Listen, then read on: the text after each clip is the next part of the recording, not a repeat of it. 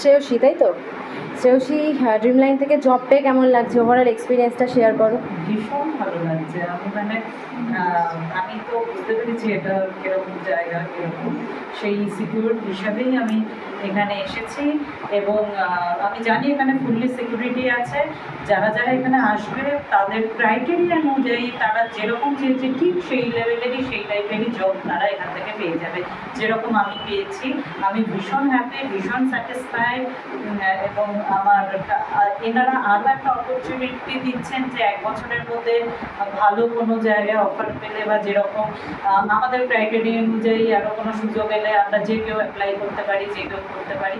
এই ব্যাপারে আমি ভীষণ স্যাটিসফাইড, ভীষণ খুশি। ওভারঅল স্যাটিসফাইড, তাই তো?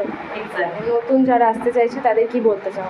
নতুন যারা আসতে চাইছে, যারা কাজের জন্য এখন চারিদিকে খুঁজছো বা একটা টেনশনে রয়েছো কোথায় জব পাবো, তাদেরকে আমি প্রত্যেককেই বলতে চাই তারা তোমরা এখানে এসো, এখানে এসে রেজিস্ট্রেশন করো। তা তোমাদের কী কী ডিম্যান্ড আছে বলো, এনারা সেই অনুযায়ী তোমাদেরকে খুঁজে দেবেন, তোমাদেরকে হেল্প করে দেবেন।